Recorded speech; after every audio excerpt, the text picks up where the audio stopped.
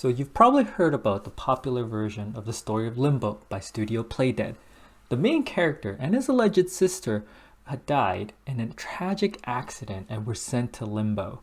Our boy, unaware of his death, must then face numerous trials in order to be reunited with his sister and also face the harsh truth that him and his sister are both dead.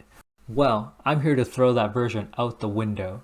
I'm going to tell you about the untold story of Limbo, the game. But in order to tell you the story, we have to go way back, to the day of July 9th, 1981. On this day, the popular arcade game Donkey Kong was released, and with it, we are introduced to one of the most iconic characters in the world. No, not this ape, but Mario. Yes, this Mario before he received this upgrade. In this game, Donkey Kong kidnaps Mario's love interest, Pauline, not Peach, and Mario is tasked to defeat Donkey Kong and rescue his princess Pauline.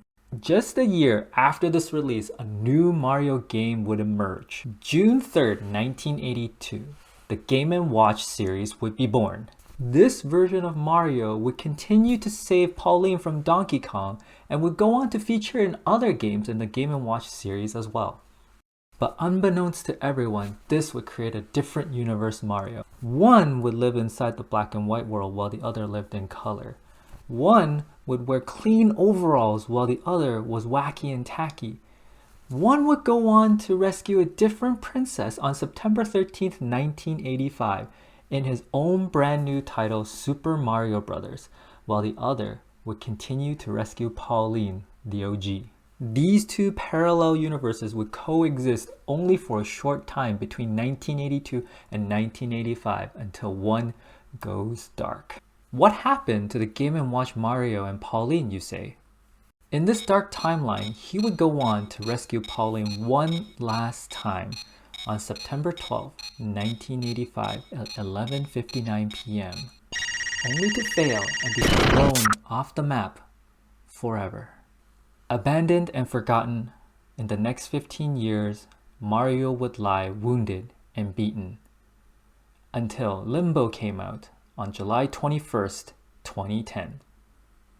A mysterious boy would awaken in the forest, seemingly lost and suffering from amnesia.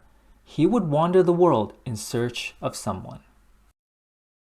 Along the way, he would encounter mysterious beings seemingly from other past Nintendo games from the Game & Watch series. Some have evolved and taken on different forms, while others are lost and forgotten just like himself. But now, those feelings have turned into hatred and revenge, being directed onto anyone that crossed their paths. All these characters and the world that they belong to have made a home here, all mashed together into one connected world. There's even a place that resembles a world that he once frequented, his own game that he no longer recognizes.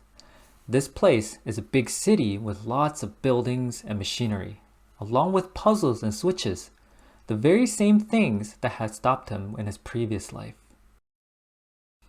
In the end, as if his memory seemingly tries to fight back to the forefront of his mind, the world would rock back and forth, and Mario would plunge through glass just as Donkey Kong had once tossed him through and into this very same forest.